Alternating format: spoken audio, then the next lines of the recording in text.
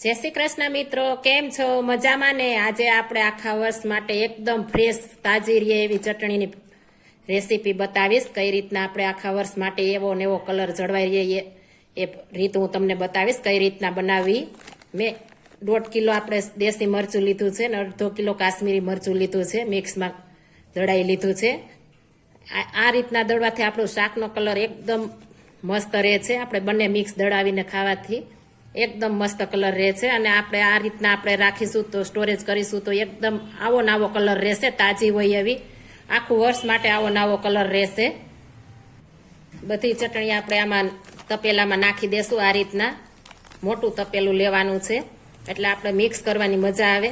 આપણે મોણ દેવું હોય તો આમ સરસ દેવાની મજા આવે, એકદમ સરસ દેવાઈ જાય. નાનું વાસણ હોય તો મિક્સ કરવાની મજા આપણે ન આવે, એટલા માટે મોટું લેવાનું છે. આ રીતના આપણે બધી મેં મિક્સમાં દળાવીશ એટલે મિક્સ છે બધું. એકદમ ઝીણી દળાવવાની છે આપણે, તમે જોઈ શકો છો એકદમ ઝીણી છે. હવે આપણે આમાં તેલ નાખીશું, સિંગ તેલ. તમે કોઈ પણ તેલ લઈ શકો છો. 4 મોટા ચમચા હું તેલ નાખીશ એટલે એકદમ મસ્ત કલર રહે છે આપણો. ઘણાનો પ્રશ્ન એવો થતો હોય છે કે આપણે 4-6 મહિના થાય તો આપણો ચટણીનો કલર સફેદ ઉપર થઈ જાય છે. જો આ રીતના કરશો તો તમારો કલર એમનેમ જળવાઈ રહેશે અને શાક પણ એકદમ મસ્ત બનશે. આ મોણ દઈને જો તમે રાખશો તો એકદમ મસ્ત કલર રહેશે આપણા મરચાનો કલર. આ રીતના આપણે બધું મિક્સ કરી દેશું.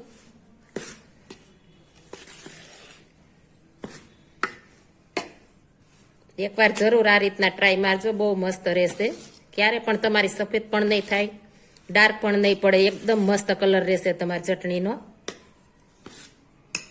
આપણે હાથ વડે કરી લેશું હવે.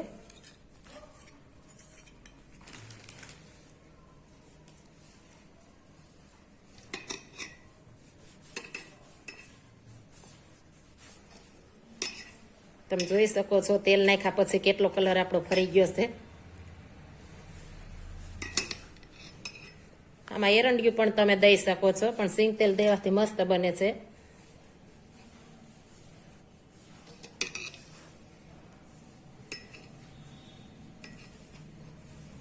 આ રીતના ચટણી જો તમે શાકમાં નાખશો તો તમારા શાકનો કલર પણ એકદમ મસ્ત આવશે.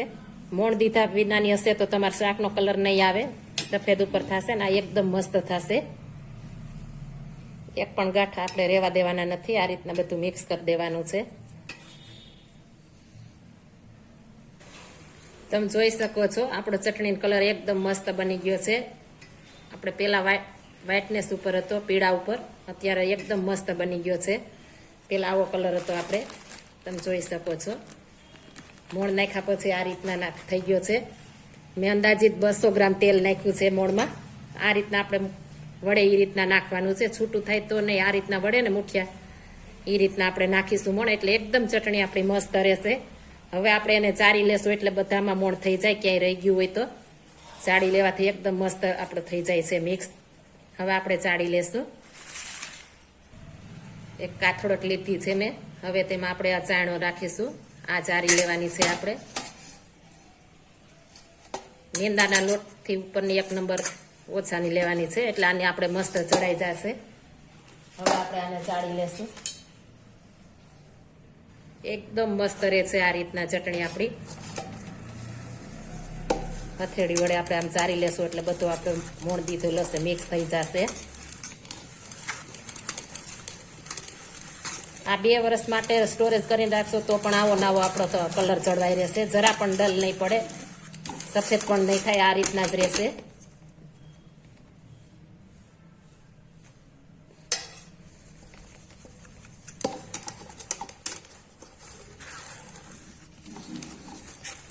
આ રીતના આપણે હથેળી વડે ચાળી લેશું બધું. હળવે હાથે ભજન દેશું એટલે બધું ચડાઈ જશે.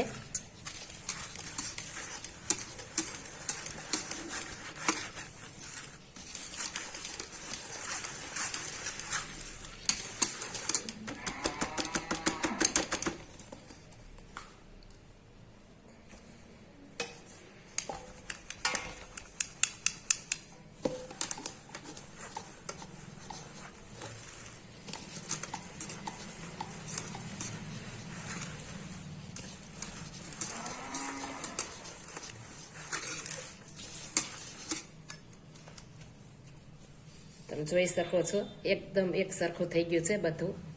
એટલે પેલા આપણે ચાળી લેશું આ રીતના બધી.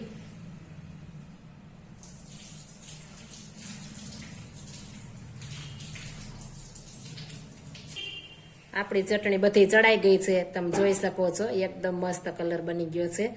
હવે આપણે કાચની જારમાં ભરી લેશું. એરાની કાચની જાર મેં લઈ લીધી છે. હવે તેમાં આપણે ભરી દેશું બધી ચટણી. આ રીતના આપણે બધી ભરી દેશું.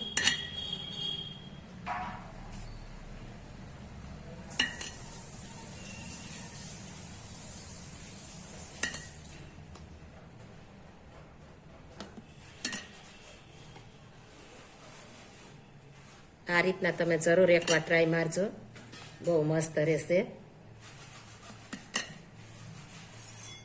આ ચમચા વડે હવે આપણે દાબી દેશું. જેમ દાબીને રાખશું તેમ આપણે મસ્ત રહેશે. જો આપણે પોલી રાખીશું તો આપણે બગડી જવાની શક્યતા રહેશે, એટલે આપણે દાબીને જ ભરવાની છે આ રીતના.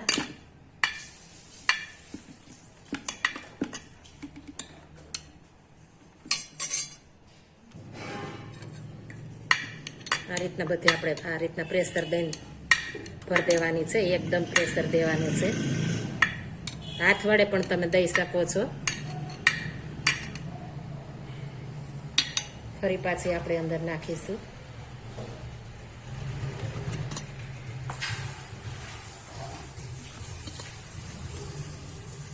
થોડી થોડી નાખતી જાશું ને આપણે દબાવી દેશું, એટલે આપણે મસ્ત દબાવી જશે. જો વચ્ચે પોલી રહેશે તો આપણી ચટણી એકદમ મસ્ત નહીં રહે, સ્ટોરેજ નહીં રહે. આપણે આખા વર્ષ માટે જેવો કલર રાખવો છે એવો નહીં રહે. એટલે એકદમ આપણે આ રીતના એર રાખ્યા વિનાને આપણે આ રીતના દાબીને ભરવાની છે, એટલે મસ્ત રહેશે. આપણે તમે જોઈ શકો છો કેટલી દબાણી છે એ.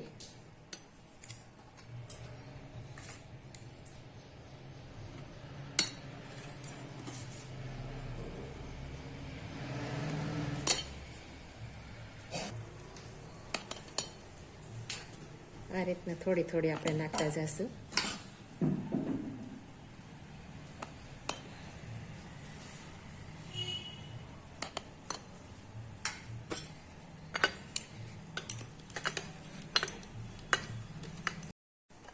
આપણે બધી ભરી લીધી છે. હવે આ રીતના આપણે બધી કરી લેશું. એકદમ મસ્ત રહેશે. આમાં તમારે મરચ કોઈ મૂકવું નહીં પડે. ઘણા લોકો હળદરનો ગાંઠિયો લવિંગ મૂકે છે, આમાં કોઈ વસ્તુ તમારે નહીં મૂકવી પડે. એકદમ આવો નવો કલર જળવાઈ રહેશે આપણો. તમે જોઈ શકો છો એકદમ મસ્ત થઈ ગઈ છે આપણી ચટણી. જો આ મારી રેસીપી પસંદ આવી હોય તો મારી ચેનલને લાઈક, શેર અને સબસ્ક્રાઈબ કરી દેજો. ફરી મળીશું નવી રેસીપી લઈને. જય શ્રી કૃષ્ણ.